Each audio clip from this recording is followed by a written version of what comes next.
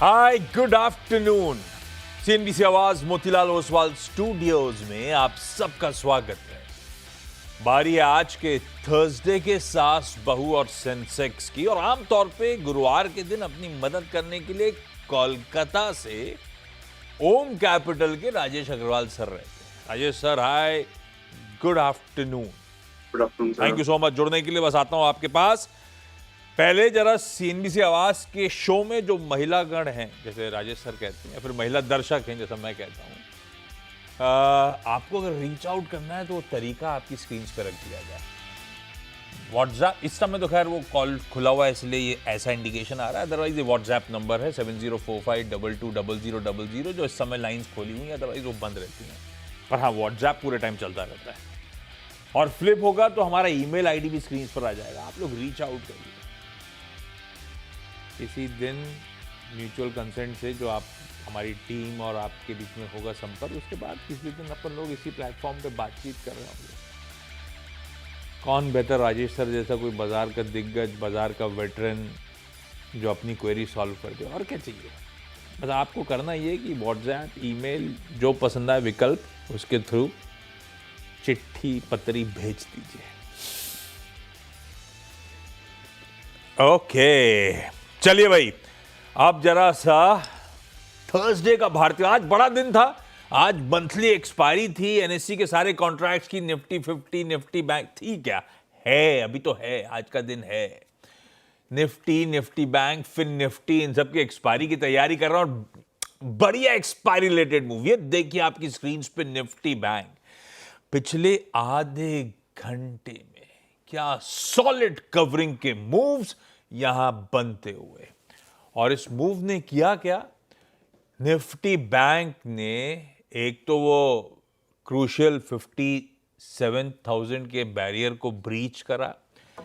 Previous record highs, अब तक के निफ्टी बैंक के इतिहास के सबसे उच्चतम स्तर, मेरे ख्याल से 49.5 पर बैठे हुए थे, ब्रीच करा और 76.9 कह लीजिए 77 के जोन्स तक जाते हुए नजर आए। नए रिकॉर्ड उच्चतम स्तर, निफ्टी बैंक जड़ता हुआ। और purely sponsored by HDFC bank, जो इसके साथ साथ ऑल टाइम हाइज पे आके आज के सेशन में कामकाज करता हुआ। ये देखिए एचडीएफसी बैंक 2000 के उस अहम लेवल के ऊपर, 50 वीक हाई हटा दीजिए, ये तो पुराना हाई था 1996 का, 2000 पे आके मामला अटक रहा था। आज 2000 के आंकड़े को पार करता हुआ फाइनली वो एचडीएफसी बैंक, एचडीएफसी लिमिटेड का मर्जर, वो लॉन्ग पेनफुल प्रोसेस, स्टॉक में कंसोलिडेशन, आज वो फाइनली दमखम दिखाता हुआ और वो बहुत इंपॉर्टेंट स्तर उसको भी पार कर दिया। खैर, निफ्टी बैंक ने स्पॉन्सर करी इस तरह के मूव्स। तो अच्छा, एक बात ध्यान रखिएगा, 57,000 के इर्द गिर्द थे रिकॉर्ड उच्चतम स्तर, प्रीवियस हाइज, और वहीं पे सबसे तगड़े कॉल राइटर्स भी बैठे हुए हैं।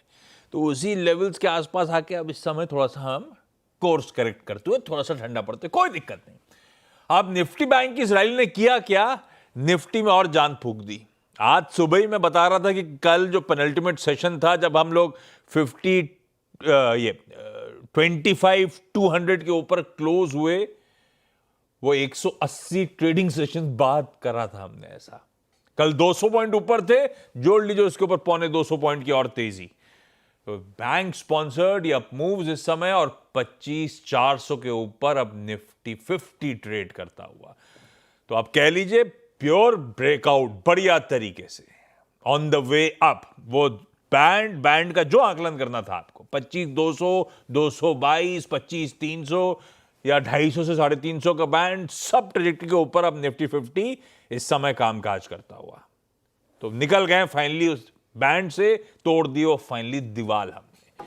अब खड़ा एक चैलेंजिंग स्तर 25,500 का आगे, जहां पे तगड़े कॉल राइटर्स यहां पे भी बैठे हुए हैं। खैर, सेशन इंटरेस्टिंग पैन आउट हो रहा है, आधा दिन बचा हुआ है ये एक्सपायरी का। अपन सवाल जो आपके सिलसिले की शुरुआत कर देते हैं। राजेश सर बैठे हुए हैं, तो न सिर्फ क्वेरी सॉल्व करवानी है, एक बढ़िया सी एसबीएस स्टॉक पिक भी तो चाहिए।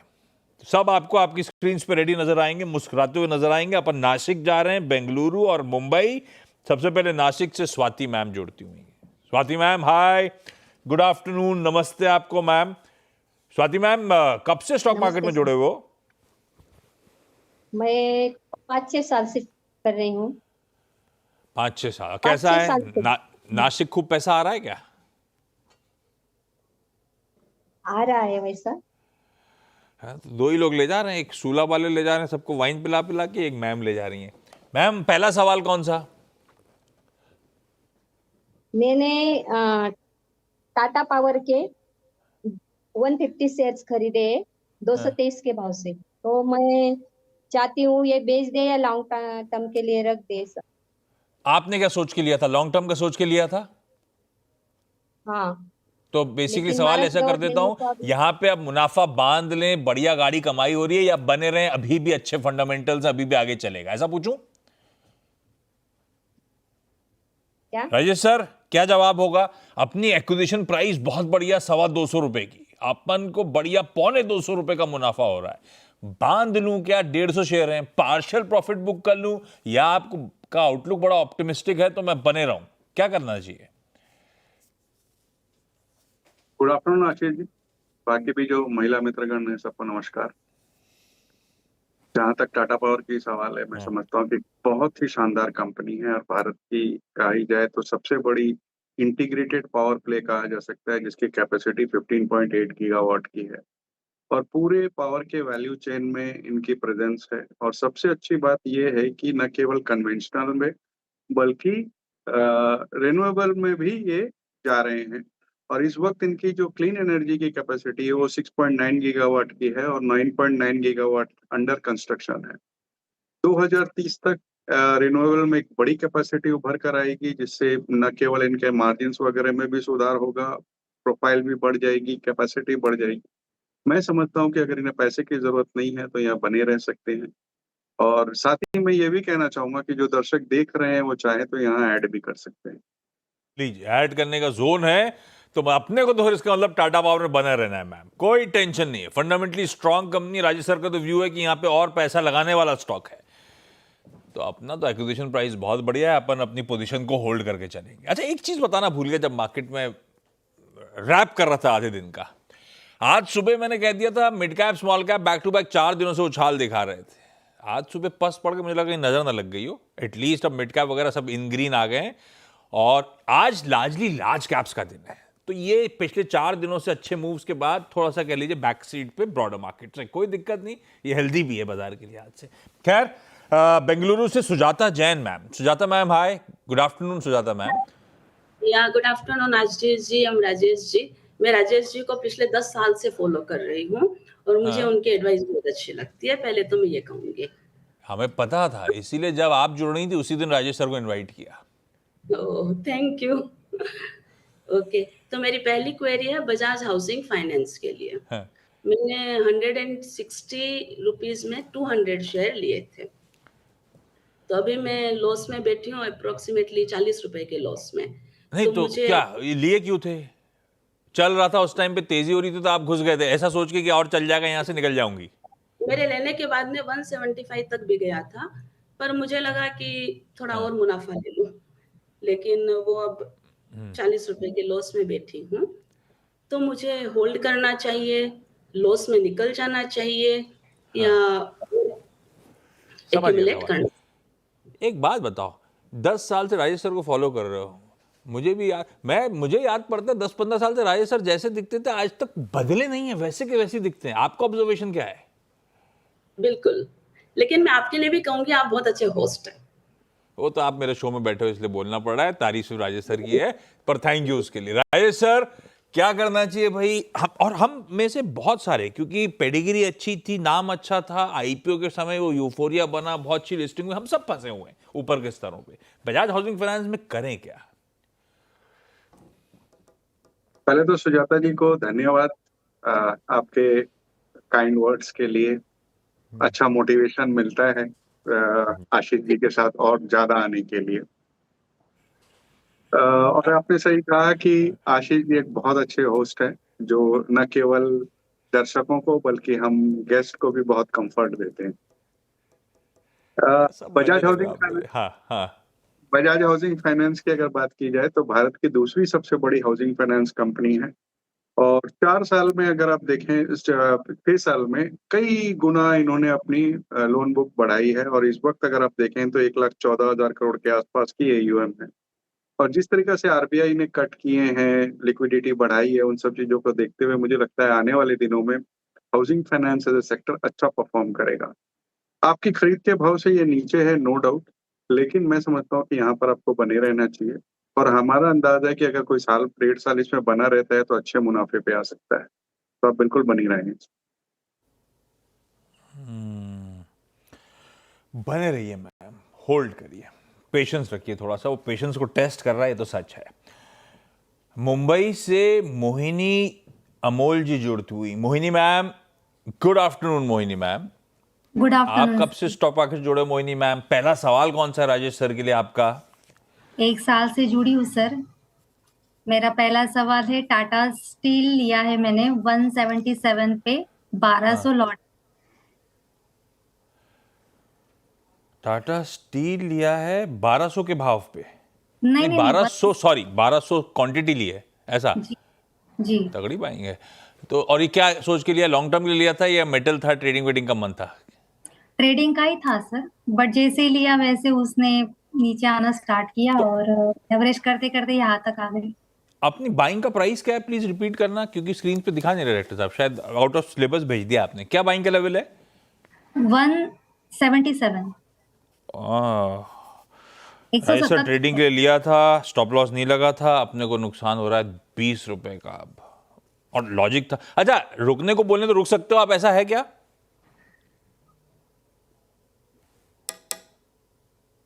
चलिए मान लेता हूं मैं। राजेश सर क्या करना चाहिए भाई टाटा स्टील में? इनवॉलेंटरी इन्वेस्टर गावसरी की भाषा में बोलें तो जबरदस्ती के इन्वेस्टर, इसे शुद्ध हिंदी में अगर कहा जाए तो। बिल्कुल।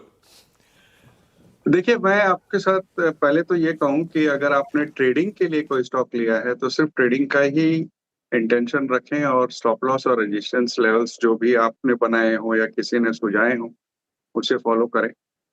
अन्यथा अगर इन्वेस्टमेंट के लिहाज से देखी जाए तो बहुत शानदार कंपनी है, बड़ी कैपेसिटी है, न केवल भारत में बल्कि अंतर्राष्ट्रीय स्तर पे भी इनकी कैपेसिटी अच्छी है।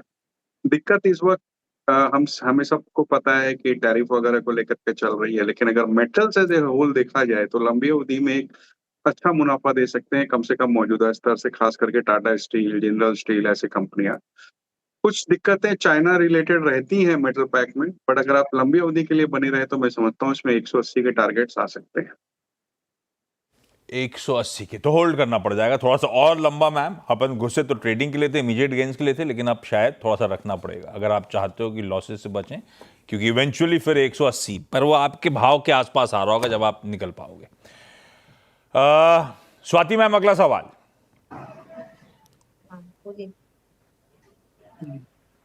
कोल इंडिया के शेयर्स लिए 100 शेयर्स लिए 399 के 399 के भाव पे, तो रखना चाहिए या लॉन्ग स्वाति टाइम मैम के आइडिया लिए कितना रखना टाइम हो गया चाहिए? लिए हुए अपने को? अगर नहीं मिलता है रेट तो वो बेच के कौन सा कर? हाँ ओके, कोल इंडिया बने रहे राजेश सर या निकले? और निकले तो कौन सा लेने वाला पार्ट मैं नहीं पूछ रहा हूं, वो एसबीएस स्टॉक पिक के लिए छोड़ देता हूं। कोल इंडिया में क्या करें? देखिए, इनफैक्ट मैं कहूंगा यहाँ खरीदारी का मौका है, क्योंकि अगर आप देखो तो दुनिया भर की सबसे बड़ी कोल की कंपनी है।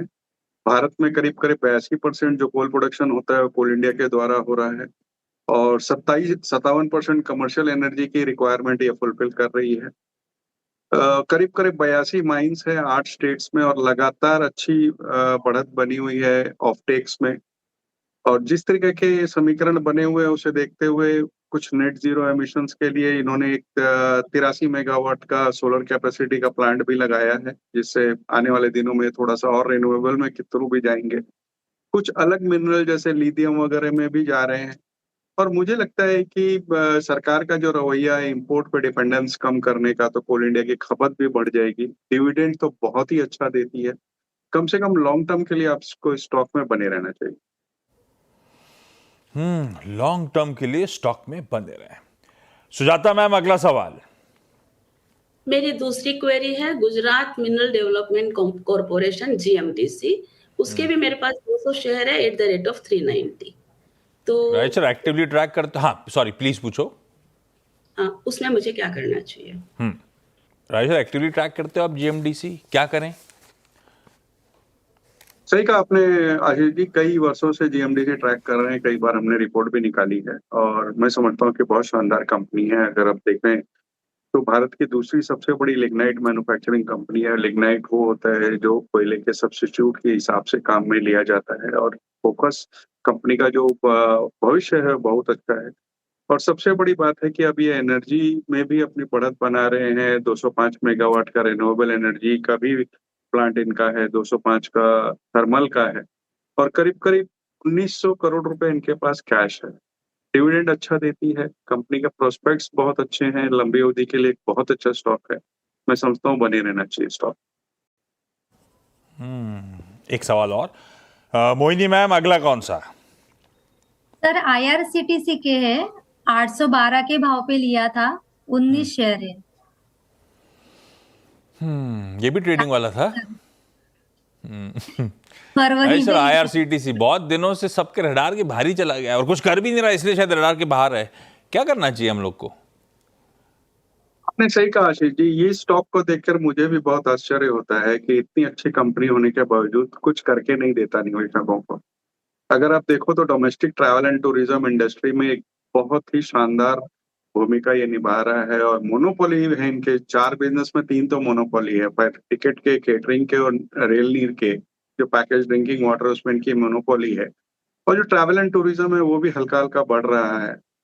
चौथी तिमाही के नतीजे थोड़े सबड्यूड थे, लेकिन हमें लगता है कि आने वाले दिनों में जिस तरीके से नई वंदे भारत वगैरह लॉन्च हो रही है या जोमेटो के साथ इन्होंने टाई अप किया है, फुल कोच बुकिंग वगैरह कर रहे हैं, डेट फ्री कंपनी है, उस लिहाज से लंबी अवधि में ये स्टॉक 1000 रुपए तक जाता हुआ दिख रहा है।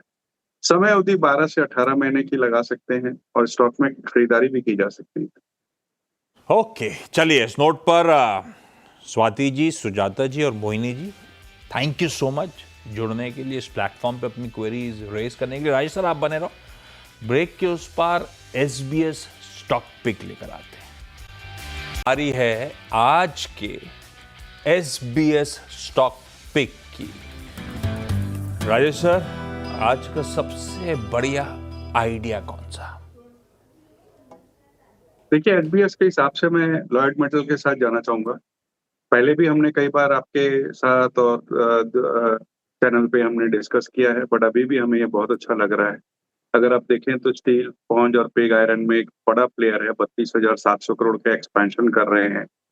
माइनिंग कैपेसिटी बढ़ाने की बात कर रहे हैं 10 से 25 मिलियन टन की, और पैलेट मेकिंग में भी जा रहे हैं। स्पॉन्ज में भी कैपेसिटी डबल करने की बातें हैं, 3 मेट्रिक टन पर एनम का इंटीग्रेटेड स्टील प्लांट लगा रहे हैं, जिसके लिए इन्होंने 4200 करोड़ का QIP किया था कुछ दिन पहले।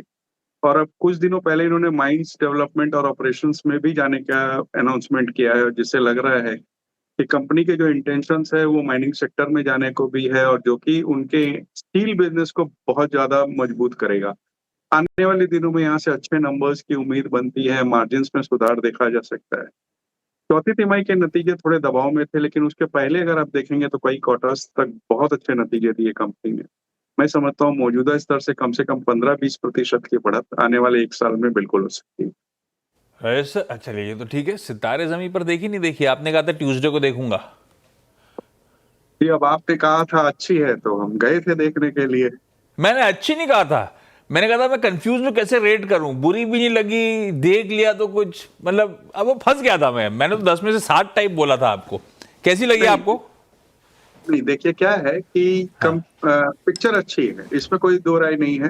कहीं हंसाती है, कहीं रुलाती है, एक अच्छी फैमिली एंटरटेनर है।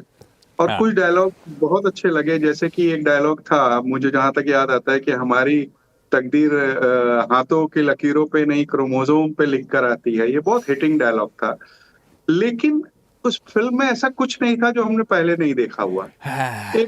एक ड्रंकयार्ड कोच कुछ लोगों को कोच कर रहा है, एंडिंग में जो एयरफेयर और रहने की जगह वगैरह का बंदोबस्त होता है, वो बहुत घिसा पिटा था, जो कि हमने इससे पहले कई स्पोर्ट्स ड्रामा में देखा हुआ है। हाँ, वो एक तो वो मैचेस में इमोशंस भी नहीं आए, एकदम हाँ, फीका सा सब निकल गया, तो वो कहीं ये ऐसा इमोशंस लग रहा था कैप्चर कि- नहीं हो रहे थे, मजा नहीं, वो लूज निकल गई। खैर आप सही कह रहे हो, लेकिन इसने ये जरूर कर दिया कि बहुत अरसे बाद हॉल्स भरे हुए थे, फैमिलीज आई थी। मैं तो लेट इवनिंग शो में था, सारे स्क्रीन्स भरे हुए थे, ऑलमोस्ट हाउसफुल टाइप था। तो ये तो इसने कर दिया कम से कम।